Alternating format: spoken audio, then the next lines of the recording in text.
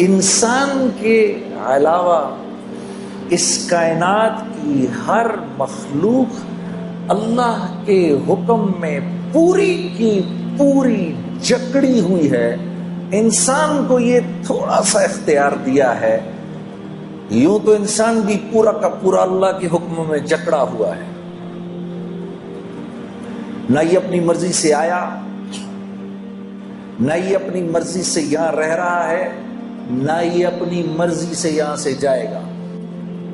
یہ کس کے گھر پیدا ہوگا یہ نہیں جانتا، کون اس کے ماں باپ ہوں گے یہ نہیں جانتا، کل کو شادی کے بعد اللہ اس کو اولاد دے گا کہ نہیں دے گا اس کے بس کی بات نہیں ہے، یہ نہیں جانتا. بیماری سے بچ جائے اس کے بس کی بات نہیں ہے، بیماری سے باہر نکل آئے اس کے بس کی بات نہیں ہے، موت سے بچ جائے اس کے بس کی بات نہیں ہے. تو یوں تو یہ بھی بالکل اللہ کے حکموں میں جکڑا ہوا ہے، بس تھوڑا سا اللہ نے اس کو یہ اختیار دیا ہے کیونکہ اس کے ساتھ اللہ نے جنت اور جہنم کا معاملہ رکھنا ہے. اس کے ساتھ اللہ نے جنت اور جہنم کا معاملہ رکھنا ہے.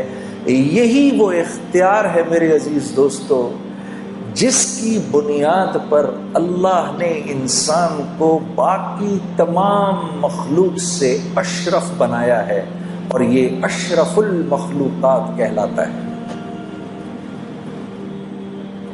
صرف ایک یہ وجہ ہے، ورنہ تو دیکھو کتنا کمزور ہے. اپنی پیدائش کے وقت اس کو تو ہوش ہی نہیں ہوتا.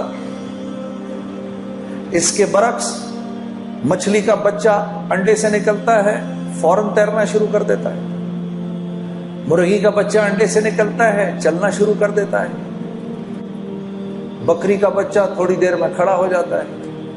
یہ تو 6 سال تک ہوش پہ نہیں آتا.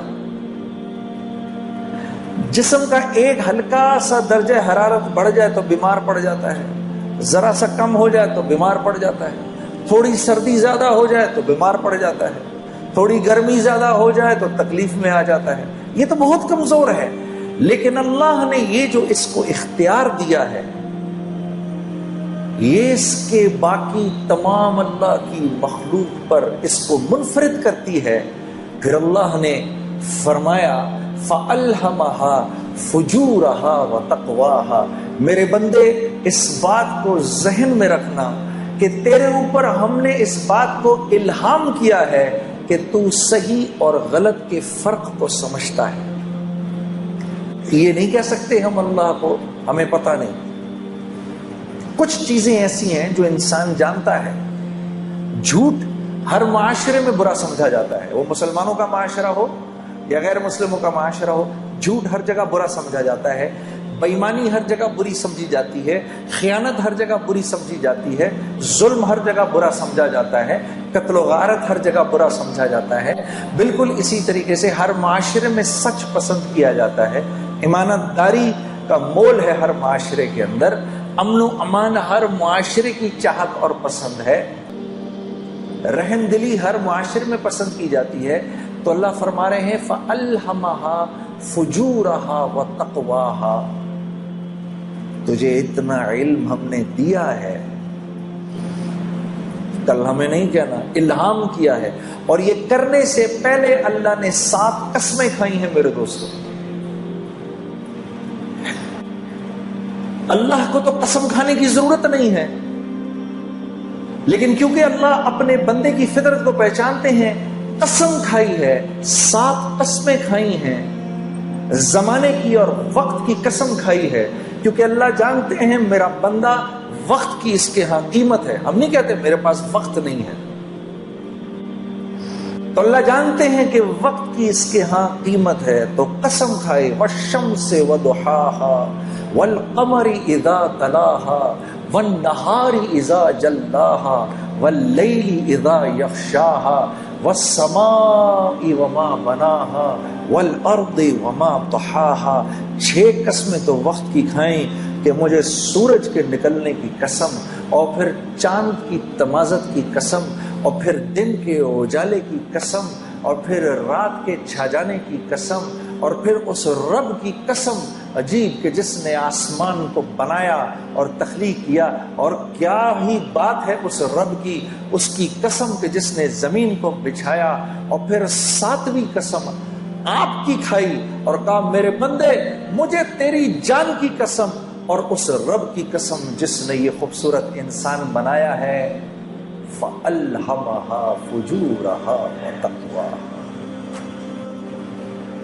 جو اختیار تجھے دیا ہے وہ کسی کو نہیں دیا۔ لو انزلنا هذا القرآن على جبل لرأيته خاشعا متصدعا من خشية الله، جب ہم نے اس قرآن کو پہاڑ پر اتارنے کی کوشش کی، کتنی مضبوط چیز ہے،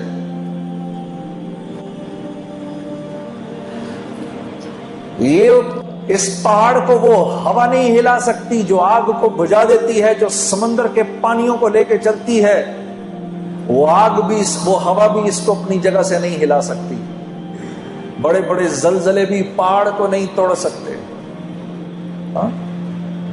اس پہاڑ نے اللہ سے کہا یا اللہ یہ قرآن میرے اوپر نہیں اتارنا، میں تیرے حکم نہیں پورا کر سکتا کیونکہ میں تو تیرے حکم میں جکڑا ہوا ہوں۔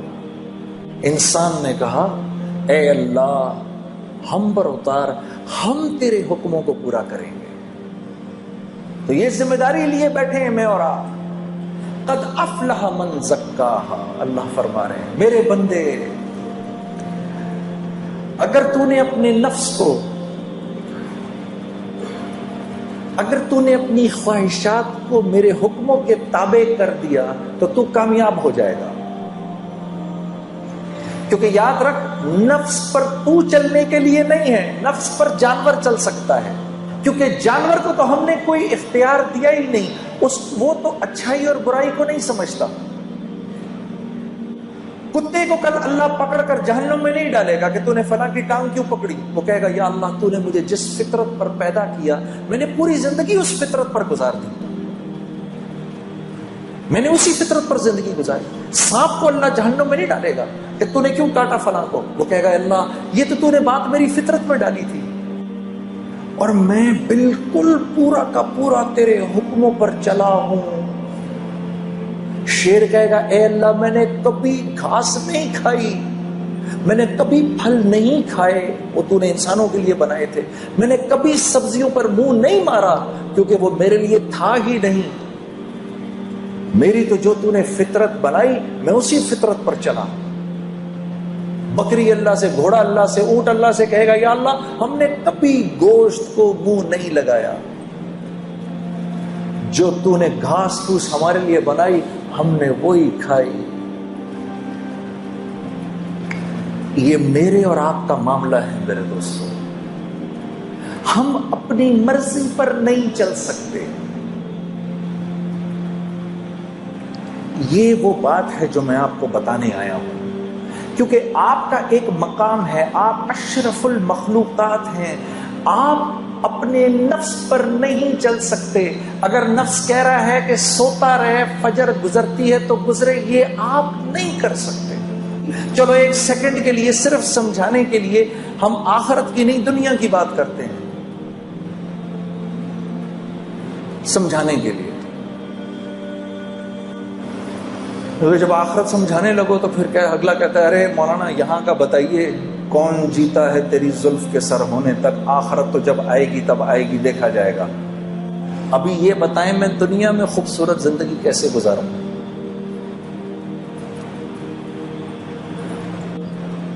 کل کراچی ایئرپورٹ پر جب میں یہاں آ رہا تھا تو ایک بھائی میرے پاس آ کے بیٹھ گئے، ہم مسجد میں نماز پڑھنے لگے تھے تو وہ میرے پاس بیٹھ گئے، مجھے کہنے لگے مجھے بتائیں میں دنیا میں ایک خوبصورت زندگی کیسے گزار سکتا ہوں۔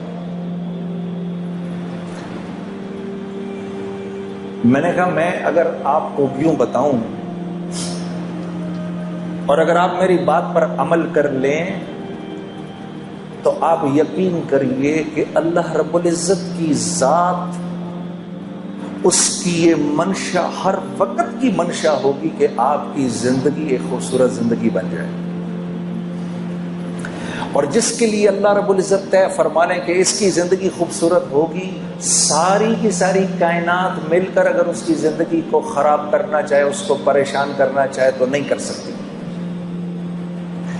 اور اگر اللہ یہ فیصلہ فرما لے کہ نہیں یہ نافرمان ہے، اس کی زندگی میں اس کو ہم خوف اور غم کا لبادہ پہنائیں گے ہی، 7 ارب انسان اگر مل کر آپ کی زندگی کو خوبصورت بنانا چاہیں تو نہیں بنا سکتے۔